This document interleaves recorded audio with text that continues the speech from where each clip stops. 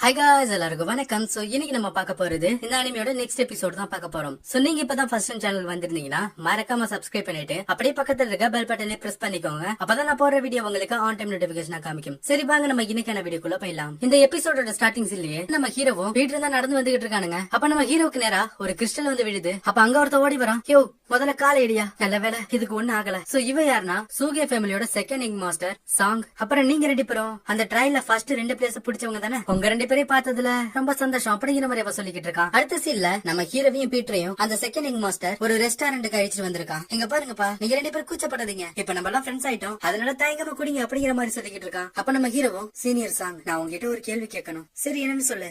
இல்ல உங்களுக்கு உயர்ந்த மலை எங்க இருக்குன்னு தெரியுமா? நம்ம பீட்டரும் ஏப்பா லூச்சாங், நீ சரியான ஆளுகிட்ட தான் கேட்டிருக்க. சீனியர் சாங் ரொம்ப வருஷமா இந்த இடத்துல தான் டிசபிளா இருக்காரு, கண்டிப்பா அவருக்கு அதை பத்தி எல்லாம் தெரிஞ்சிருக்கும் அப்படிங்கிற மாதிரி சொல்லிக்கிட்டு இருக்க. நம்ம சீனியர் சாங்கும் உயர்ந்த மலையா? உண்மையை சொல்லணும்னா எனக்கு அதை பத்தி ஒண்ணுமே தெரியாதுப்பா. ஆனா கவலைப்படாத லூச்சாங், எனக்கு ஒரு இடம் தெரியும். அந்த இடத்துல கண்டிப்பா இந்த மலையை பத்தின தகவல் இருக்கும். அது என்ன இடம்? பொன்னியா அவனும் எழுதி காமிக்கிறான். என்ன ஹெவன்லி ஃபேட் பவுலியனா? ஆமா, இந்த ஹெவன்லி ஃபேட் பவுலியன் இருக்கானுங்களே, இந்த ஈஸ்ட் ரீஜன்ல இருக்க எல்லா செக்டோட ரகசியங்களையும் அவனுங்க சேகரிச்சு வச்சிருக்கானுங்க. அந்த இடத்துக்கு போனா என்ன தகவல் வேணாலும் தெரிஞ்சுக்கலாம். அந்த இடத்துல கண்டிப்பா உயர்ந்த மலையை பத்தின தகவல் இருக்கும். ஆனா இருந்தாலும் என்ன, நீங்க அந்த இடத்துக்குள்ள போகணும்னா உங்களுக்கு 100 பாயிண்ட்ஸ் தேவை. என்ன பாயிண்ட்ஸா? பாயிண்ட்ஸ்னா என்ன? நம்ம சீடர்களா இந்த இடத்துல பண்ற எல்லாமே நமக்கு பாயிண்ட்ஸா கன்வெர்ட் ஆகும். பாயிண்ட்ஸ் தான் இங்க எல்லாமே. நீ இந்த இடத்தோட இன்னர் டிசபிள் ஆகணும்னா அதுக்கும் பாயிண்ட்ஸ் தேவை. உன்னோட கல்டிவேஷனுக்கு ஏத்த பில் வாங்கணும்னாலும் நீ இப்ப தங்கியிருக்க இடத்துக்கும் சாப்பாடுக்கும் கூட இந்த பாயிண்ட்ஸ் தான் ரொம்ப முக்கியம். இருந்தாலும் இந்த பாயிண்ட்ஸ் சேகரிக்கிறது தான் ரொம்ப கஷ்டப்பா. பல சீடர்கள் வெறும் 2-3 பாயிண்ட்ஸுக்காக பல மாசம் கஷ்டப்பட்டிருக்கானுங்க அப்படிங்கிற மாதிரி எல்லாம் அந்த செகண்ட் மாஸ்டர் சாங் சொல்லிக்கிட்டு இருக்கான். அடுத்த சீல ட்ரெஸ்ஸில் பிரிவை காமிக்கிறாங்க. அந்த இடத்துல ஒரு வயசான தாத்தா மேகங்களுக்கு நடுவுல தூண்டில் போட்டு மீன் பிடிச்சுக்கிட்டு இருக்காரு. இவர் யாருன்னா ஸ்கை செட்டோட மாஸ்டர் மாஸ்டர் ஷீ. அப்ப அந்த இடத்துக்கு ஷீ மாஸ்டர் பாக்க கலிராணி வரா. ஷீ மாஸ்டர், என்னோட அப்பாவை பத்தின செய்தி ஏதாவது கிடைச்சிச்சா? கவலைப்படாதீங்க பிரின்சஸ் கலிராணி, உங்க அப்பாவை என்னோட ஆட்கள் இன்னும் தேடிக்கிட்டு தான் இருக்காங்க. இன்னைக்கு நான் உங்களை இங்க வர சொன்னதுக்கு காரணம் இன்னொரு விஷயம் இருக்கு மாஸ்டர், அது எதுவா இருந்தாலும் என்கிட்ட சொல்லுங்க அப்படிங்கிற மாதிரி நம்ம கலிராணி கேட்டுக்கிட்டு இருக்க. அப்ப தூரத்துல தாமரைக்குள்ள இருந்து ஒரு அழகான பொண்ணு வரா.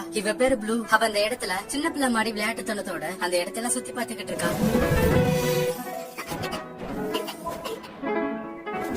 ஆமா மாஸ்டர், இந்த பொண்ணு யாரு? அவ பேரு ப்ளூ. அவ எங்க செக்டரை சேர்ந்தவ கிடையாது. ஆனா அவளுக்கு எங்க செக்ட்ல இருக்க எல்லா ரிசோர்ஸையும் பயன்படுத்திக்கிறதுக்கான அதிகாரம் இருக்கு. அவ எந்த ஒரு மென்டாருக்கும் பதில் சொல்ல வேண்டிய அவசியமே கிடையாது. நான் அவளை இந்த ட்ரெஸ்ஸில் பிரிவுல விட ஆசைப்படுறேன். அப்ப நம்ம ப்ளூவும் அழகா அங்க வந்து லேண்ட் ஆகுறா. அப்ப அவளோட கண்ட்ரோல் மிஸ் ஆகி அவ அதுல இருந்து கீழே விழ. அப்ப அந்த மாஸ்டரும் அவர் கையில இருக்க தூண்டில போட்டு நம்ம ப்ளூவை காப்பாத்திடுறாரு. நம்ம ப்ளூ மேல வந்துட்டு வணக்கங்க அப்படிங்கிற மாதிரி சொல்றா. அடுத்த சில நம்ம ஹீரோவை தான் காமிக்கிறாங்க. அவ இப்போ எப்படியாவது 100 பாயிண்ட்ஸ் சேகரிக்கணும் அப்படிங்கிற ஒரு எண்ணத்துல இருக்கா. அவனு பாயிண்ட்ஸ் எப்படியாவது சேகரிச்சாகணும் அப்படிங்கிறதுக்காக அங்க இருக்க ஒரு அறிவிப்பு பலகையை வந்து பாக்குறான். அந்த அறிவிப்பு பலகையில தான் என்னென்ன வேலையை பார்த்தா பாயிண்ட்ஸ் கிடைக்கும் அப்படிங்கிற மாதிரி எல்லாம் போட்டிருக்கு. நம்ம ஹீரோவா அதெல்லாத்தையும் வந்து படிச்சு பாக்குறான். 30 நாளுக்கு நாயை பாத்துக்கணுமா? என்ன அதுக்கு 3 பாயிண்ட்ஸ் தானா? அப்புறம் ஒரு எஸ்கார்ட் மிஷின் இருக்கு 15 நாள், என்ன 7 பாயிண்ட்ஸ் தானா? இப்படியே 1 மாசம் 2 மாசம்னு நான் 3 பாயிண்ட் 4 பாயிண்ட் எடுத்தா நான் எப்ப 100 பாயிண்ட் சேகரிக்கிறது? அப்பதான் நம்ம ஹீரோ சடனா உன்ன பாக்குறான். என்ன ஒரு பிளேட் பேக் டீம் கொன்னா 1 பாயிண்டா? ஆமா இது நல்லா இருக்கு. அதுங்க மட்டும் கூட்டமா வந்துச்சுன்னா நான் அதுங்க எல்லாத்தையும் கொண்டு 100 பாயிண்ட்ஸ்க்கு மேல அசால்ட்டா எடுக்கலாமே. அப்ப அந்த அறிவிப்பு பலகையில இதுல இருக்க எந்த மிஷினை பண்ணாலும்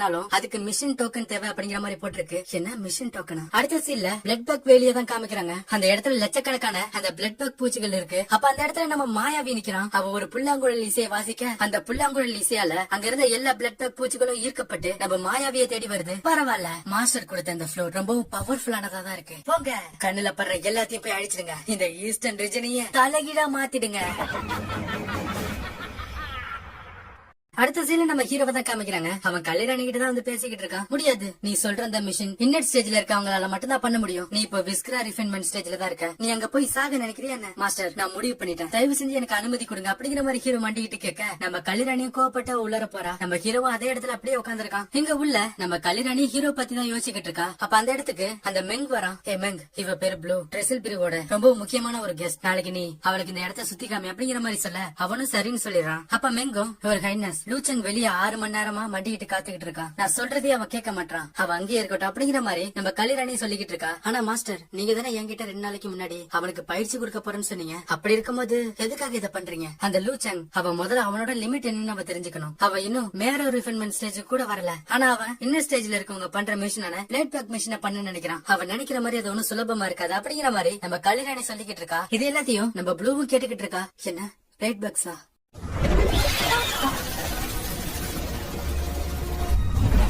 மென்டார் கலிராணி, செக்டோட மாஸ்டர் உங்ககிட்ட சொன்னது உங்களுக்கு ஞாபகம் இருக்கானது? நான் அந்த இடத்துல என்ன வேணாலும் பண்ணலாம், அதுக்கான அதிகாரம் என்கிட்ட இருக்குன்னு அவர் சொன்னார்ல. ஆமா, அப்படின்னா எனக்கு அந்த மிஷின் டோக்கனை கொடுங்க. நீங்க அதை என்கிட்ட கொடுக்க முடியாதுன்னு உங்களால சொல்ல முடியாது அப்படிங்கிற மாதிரி சொல்லிட்டு அவ அதை எடுக்க போக உடனே நம்ம மெங்கு அவனோட ஸ்வாட எடுக்க நம்ம ப்ளூ அதை ஃப்ரீஸ் பண்ணி விட்டுறா. நான் அப்படி ரூடா நடந்துக்கிறதுக்கு என்ன மன்னிச்சிருங்க சீனியர் மெங் அப்படிங்கிற மாதிரி சொல்லிட்டு நம்ம ப்ளூவும் அந்த மிஷின் டோக்கனை எடுத்துட்டு அவங்க இருந்து போயிடுறா. நம்ம கலிராணியும் எதுவும் பண்ண முடியாம நிக்கிறா. இங்க நம்ம ஹீரோவும் வெளியே மண்டிக்கிட்டு காத்துக்கிட்டு இருக்கான். ஏய், நீ அந்த பிளட் பாக்ஸ கொல்ல ஆசைப்படுறியா என்ன? இது மிஷின் டோக்கன் ஆச்சு. ஆமா, நீ யாரு? அது எப்படி வாங்கிட்டு இருக்கு? அப்படின்னா நீ இந்த மிஷினை பண்ணணும்னு ஆசைப்படுற? நீ இந்த மிஷினை பண்ற அளவுக்கு பலசாலியானு நானும் பார்த்து தெரிஞ்சுக்கிறேன் அப்படிங்கிற மாதிரி சொல்லிட்டு அவளோட ஐஸ் பவர் எல்லாம் யூஸ் பண்ணி நம்ம ஹீரோ அட்டாக் பண்றா. நம்ம ஹீரோ அந்த அட்டாக்ல இருந்தெல்லாம் சும்மா அசால்ட்டா தப்பிச்சுக்கிட்டு இருக்கான். அப்ப ஹீரோவும் சடனா அங்க இருந்து மறைஞ்சு போயிட நம்ம ப்ளூவும் அவ எங்க போனா அப்படின்னு சொல்லி பாத்துக்கிட்டு இருக்கா. ஏ பொண்ணு, நீ என்னதான் தேடுறியா என்ன?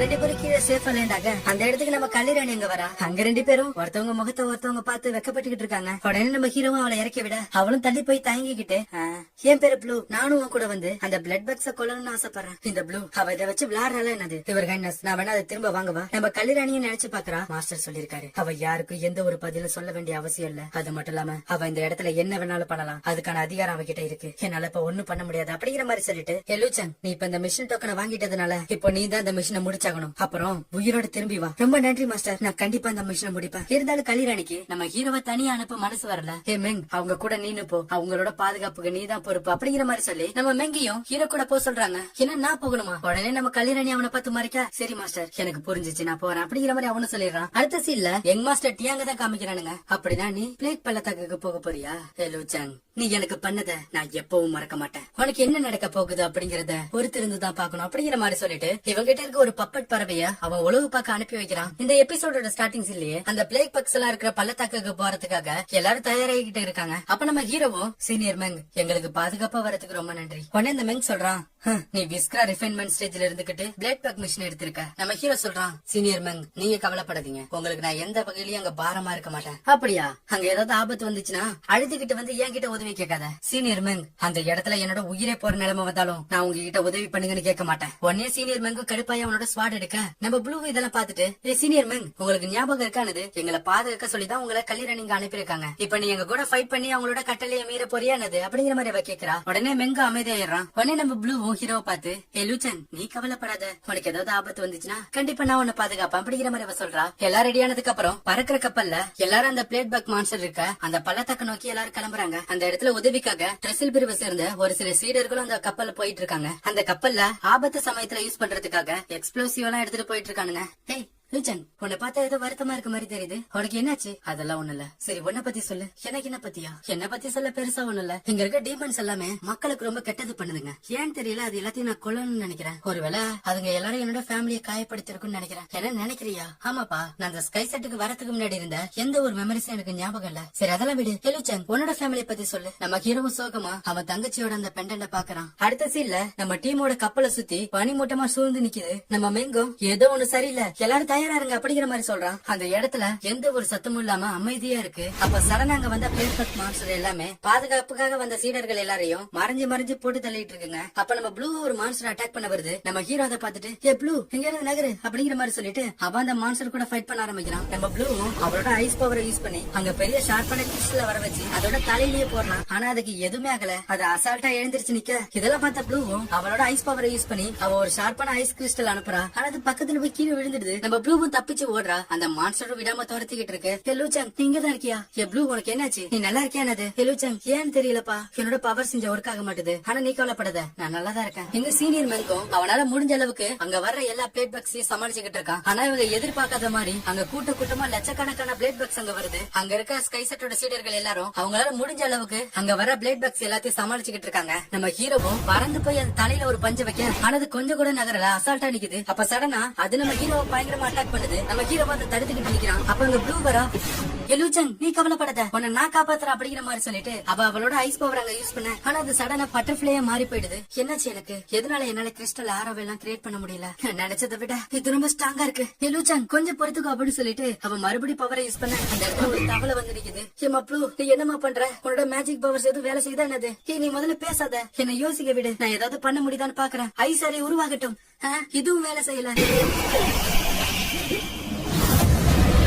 நம்ம ஹீரோ செம கடுப்பாயி அவனோட டிராகன் ஸ்கேல் பவரை யூஸ் பண்றான். அதோட தலையிலேயே ஒரே குத்து, தலை தனியா போயிடுது. அப்ப நம்ம மெங் சொல்றான், எலுச்சன் நான் உங்ககிட்ட இதை சொல்ல மறந்துட்டேன். இந்த பிளேட் பக்ஸ் எல்லாமே ஏதோ ஒரு இன்விசிபிள் ஆர்மரால கவர் ஆயிருக்கு. அதை நம்மளால உடைக்க முடியாது. ஆனா அதுங்களை இப்ப கொல்றதுக்கான ஒரே வழினா அதோட கழுத்து பகுதியில அட்டாக் பண்றது மட்டும் தான் அப்படிங்கிற மாதிரி மெங் சொல்லிக்கிட்டு இருக்கான். நம்ம ஹீரோ சீனியர் மெங் உங்களோட அட்வைஸ்க்கு ரொம்ப நன்றி அப்படிங்கிற மாதிரி சொல்றான். அதெல்லாம் ஒண்ணு தேவையில்ல, உன்னோட பாதுகாப்புக்காக தான் நான் வந்திருக்கேன். நீ இந்த பிளேட் பக்ஸ் கிட்ட எல்லாம் மாட்டி கை கால் இல்லாம உன்னை திருப்பி அழிச்சிட்டு போனா என்னோட மரியாதை என்ன ஆகுறது? நம்ம மெங் கடுப்பாயி மின்னல் வேகத்துல போய் அங்க இருக்க எல்லா பக்ஸையும் அசால்ட்டா கொண்டுறான். ஆனா அவங்க எவ்வளவுதான் கொண்டாலும் கூட்டமா அங்க பிளேட் பாக்ஸ் எல்லாம் வந்துகிட்டு தான் இருக்கு.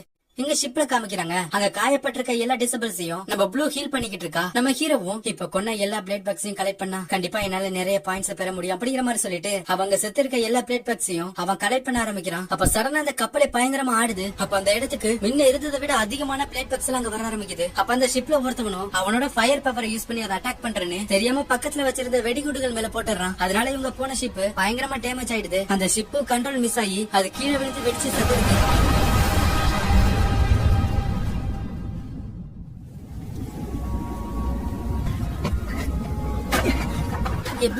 எப்ளூ நீ நல்லா தானே இருக்க? நான் நல்லா தான் இருக்கேன். அப்ப அந்த இடத்துல நம்ம சீனியர் மெங்கும் பயங்கரமா காயப்பட்டிருக்கான். நம்ம சீனியர் மெங்க நம்ம ப்ளூ தான் ஹீல் பண்ண ட்ரை பண்ணிக்கிட்டு இருக்கா. நம்ம ஹீரோ சொல்றான் அவர் பயங்கரமா காயப்பட்டிருக்காரு. எனக்கு தெரிஞ்சு சீனியர் மெங் மெடிசனை ரிஃபைன் பண்றதுல ரொம்பவும் திறமசாலி. இத மாதிரியான இடத்துக்கெல்லாம் வரும்போது கண்டிப்பா அவர் லைஃப் சேவிங் பில் எடுத்துட்டு வந்திருப்பாருன்னு நினைக்கிறேன். நம்ம ஹீரோவும் சீனியர் செக் பண்ணி பாக்குறான். அவன் நினைச்ச மாதிரியே அவர் பில் எடுத்துட்டு வந்திருக்காரு. நம்ம ஹீரோவும் அதுல இருந்து ஒரு பில் எடுத்து நம்ம சீனியர் மெங்குக்கு கொடுக்குறான். நம்ம சீனியர் மெங்கும் கொஞ்சம் கொஞ்சமா கண்ணு முடிக்கிறான். நீ என்ன காப்பாத்துறதுக்கு உனக்கு ரொம்ப நன்றி. பரவாயில்ல. அப்ப நம்ம மெங்கும் நான் இப்ப குணமாயிட்டேன். இந்த இதுல இருக்க பில்ஸ் காயமடைஞ்சிருக்க மத்தவங்களுக்கு போய் கொடு அப்படிங்கிற மாதிரி நம்ம ஹீரோ கிட்ட கொடுக்கறான். நம்ம ஹீரோவும் காயப்பட்ட எல்லாருக்கும் அந்த பில்ல கொடுக்கறான். நம்ம ப்ளூவும் அவளால முடிஞ்ச உதவிகளை எல்லாருக்கும் பண்ணிக்கிட்டு இருக்கா.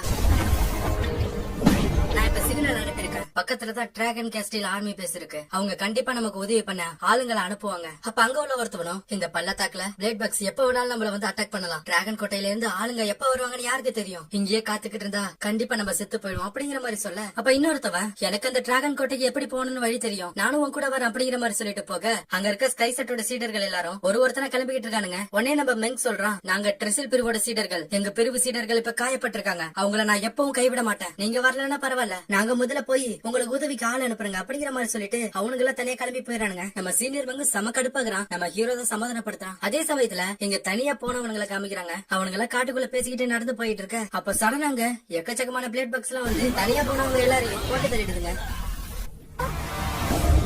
அங்க வர்ற பக்ஸ் எல்லாத்தையும் நம்ம ப்ளூ பாத்துறா. உடனே நம்ம ஹீரோ கிட்ட போய் சொல்றா, ஏ லூச்சங் உடனே நம்ம பாதுகாப்பான இடத்துக்கு போகணும். அங்க பாரு பூச்சிகள்லாம் வந்துகிட்டு இருக்கு. உடனே எல்லாரும் உடஞ்சி போனோட ஷிப்போட ஒரு இடத்துல பாதுகாப்பா வந்து மறைஞ்சுக்கிறாங்க. அந்த இடத்துக்கு வெளியே எக்கச்சக்கமான பிளட் பக்ஸ் எல்லாம் நின்னுகிட்டு இருக்குங்க.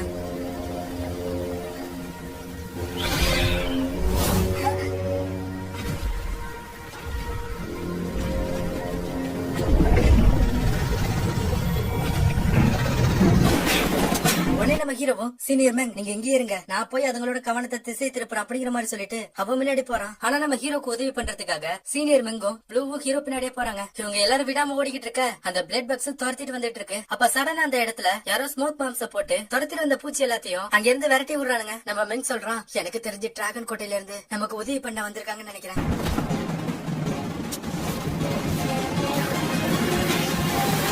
நல்ல வேலை நம்ம உயிர் பழிச்சுக்கிட்டோம். நீங்க எல்லாரும் ட்ரெசில் பிரிவோட சீடர்கள் தானே? என் பேரு லூ, டிராகன் கோட்டையோட விண்டு ஸ்குவாடோட கேப்டன். அதெல்லாம் இருக்கட்டும், எங்க கூட்டத்துல பாதி ஆளுகளுக்கு மேல காயப்பட்டிருக்காங்க. கவலைப்படாத, அவங்களை எல்லாம் நான் பாத்துக்கிறேன். அப்புறம் உன் பேரு சீனியர் மெங் தானே? என்கிட்ட பிரின்சஸ் கல்லிராணி உங்க 3 பேரையும் பத்திரமா பாத்துக்க சொல்லி என்கிட்ட கேட்டுக்கிட்டாங்க. ஆனா நீங்க ரொம்ப அதிர்ஷ்டசாலிங்கப்பா. நாங்க வர வழியில உங்க பிரிவை சேர்ந்த பாதி பேரு செத்து கிடக்கிறத பாத்தாங்க. அடுத்த சில டிராகன் கோட்டையோட கமாண்டர் தான் காமிக்கிறாங்க. அப்ப அந்த இடத்துக்கு கேப்டன் லூ நம்ம ஹீரோ எல்லாரையும் அழிச்சிட்டு வரான். கேப்டன் லூ ஒரு வழியா நீ திரும்பி வந்துட்ட. நான் உனக்காக தான் இவ்வளவு நேரம் காத்துக்கிட்டு இருந்தேன். அப்புறம் இந்த 3 பேர் யாரு? கமாண்டர், இவங்க ஸ்கை செக்டர் சேர்ந்த ட்ரெஸ்ஸில் பிரிவோட சீடர்கள். சீனியர் மெங், அப்புறம் லூச்சங், அப்புறம் மிஸ் ப்ளூ. ஓ, அப்படின்னா நீங்க பிரின்சஸோட சீடர்களா? அப்ப நம்ம கேப்டன் லூவும் கமாண்டர் நீங்க என்ன தேடிக்கிட்டு இருந்ததா வெளியே சொன்னாங்க. என்ன விஷயம் சொல்லுங்க. ஆமா, இங்க வா, இத பாரு. இதுதான் டிராகன் கோட்டையோட மிலிட்டரி சப்ளை ஸ்டேஷன். அந்த இடத்த கொஞ்ச நாளுக்கு முன்னாடி பிளேட் பக்ஸ் எல்லாம் அட்டாக் பண்ணிருக்குங்க. அதுக்கப்புறம் அவங்களுக்கும் நமக்கும் நடுவுல இருந்த தொடர்பை நம்ம இழந்துட்டோம். இப்ப நம்ம இருக்க சூழ்நிலைக்கு நமக்கு இப்ப அதிகமான சப்ளைஸ் தேவைப்படுது. கேப்டன் லூ, நாளைக்கு நீ உன்னோட விண்ட் ஸ்குவாட் அழிச்சிட்டு போய் அந்த இடத்துல இருக்க பிளேட் பக்ஸ் எல்லாம் கொண்டுட்டு சப்ளை லைனை சரி பண்ண வேண்டியது உன்னோட வேலை. அப்புறம் நீங்க 3 பேரும் கேப்டன் லூக்கு கொஞ்சம் உதவியா இருங்க அப்படிங்கிற மாதிரி சொல்ல, அதுக்கு நம்ம ஹீரோ டீமும் ஓகேன்னு ஒத்துக்கிறாங்க. நம்ம கேப்டன் லூ சொல்றான், இன்னைக்கு நீங்க 3 பேரும் இங்க இருக்க டென்ட்லயே ஓய்வு எடுத்துக்கலாம். உடனே நம்ம ப்ளூ கேக்குறா, கேப்டன் லூ, நாளைக்கு நம்ம போற இடத்துல அதிக பிளேட் பக்ஸ் இருந்தா என்ன பண்றது? பொதுவா பிளேட் பக்ஸ் எல்லாம் டிராகன் கோட்டைக்கு அப்பப்ப அடிக்கடி வரும். ஆனா எப்பயும் வரதை விட இந்த வாட்டி பல மடங்கு அதிகமான பிளேட் பக்ஸ் எல்லாம் வருதுங்க. ஆனா நீங்க 3 பேரும் கவலைப்படாதீங்க, என்னோட வீரர்கள் எல்லாத்தையும் பாத்துப்பாங்க. நீங்க என்னோட ஆர்டர்ஸ ஃபாலோ பண்ண மட்டும் போதும் அப்படிங்கிற மாதிரி சொல்லி அவ டென்ட் கழிச்சிட்டு போயிட்டு இருக்கான். இது எல்லாத்தையும் யங் மாஸ்டர் டியாங் அனுப்புன அந்த பப்பட் பறவை கண்காணிச்சுக்கிட்டு இருக்கு. நம்ம ஹீரோ நினைக்கிறான், நாளைக்கு இவங்க கூட போனா கண்டிப்பா என்னால எக்கச்சக்கமான பிளேட் பக்ஸ் எல்லாம் கொல்ல முடியும். அது மூலமா அதிகமான பாயிண்ட்ஸ் என்னால கலெக்ட் பண்ண முடியும். யான் கவலைப்படாத, நான் உன்னை கூடி சீக்கிரமே பார்க்க வருவேன். அடுத்த சீன்ல டிராகன் கோட்டையோட கமாண்டரை பார்க்க யங் மாஸ்டர் டியாங்கோட அசிஸ்டன்ட் அங்க வரான். கமாண்டர், நீங்க லூ வச்சங்க அப்படியே விட்டுலாம்னு நினைக்கிறீங்களா என்ன? உடனே கமாண்டர் சொல்றான், நீங்க கவலைப்படாதீங்க, நான் அதுக்கான எல்லா ஏற்பாடையும் பண்ணிட்டேன். அவன் அந்த டிராகன் கோட்டையில இருந்து திரும்ப உயிரோட போக மாட்டான். கவலைப்படாத, நீ மட்டும் இந்த வேலையை வெற்றிகரமா முடிச்சிட்டீனா நீ ஆசைப்பட்ட மாதிரியே என்னோட யங் மாஸ்டர் உன்னை கேபிட்டல் சிட்டிக்கு டிரான்ஸ்பர் பண்றதா சொல்லிருக்காரு. ரொம்பவும் நன்றி. இதே மாதிரி எல்லாம் இங்க பிளான் பண்ணிக்கிட்டு இருக்கானுங்க. இது தெரியாம நம்ம ஹீரோ டீம் மிலிட்டரி சப்ளை கேம்ப தேடி போயிட்டு இருக்கானுங்க. அந்த இடமே பார்க்க ரொம்ப வித்தியாசமா இருக்கு. நம்ம ப்ளூ சொல்றா, எல்லூச்சங், இந்த இடம் பார்க்க ஏதோ ஒண்ணு வித்தியாசமா இருக்க மாதிரி தெரியல. ஒருவேளை நம்ம தப்பான வழியில வந்துட்டோமோ? கமாண்டர் சொன்ன இடம் மேப்ல இந்த இடம் தான் காமிக்குது. கண்டிப்பா இது தப்பா இருக்காது. இங்க பாருங்க, இந்த கல்லு கொஞ்சம் வித்தியாசமா இருக்க மாதிரி தெரியல. நம்ம ஹீரோவும் அவனோட மாயாவி ஸ்வாட எடுத்து அந்த கல்லுல ஒரு கோடை கிடிக்கிறான். ஐயோ, இது கல் இல்ல, இது அந்த பிளேக் பக்கோட முட்டை. உடனே கேப்டன் லூவும், நம்ம தப்பான இடத்துக்கு வந்துட்டோம், இந்த வரைபடத்துல ஏதோ ஒரு தப்பு இருக்குன்னு நினைக்கிறேன். அப்ப சரணா அவங்க எல்லாரையும் சுத்தி அங்க லட்சக்கணக்கான பிளாக் பக்ஸ் வந்து நிக்குதுங்க. நம்ம இப்ப வந்திருக்குது இந்த பிளேட் பக்ஸ்களோட இடத்துக்கு.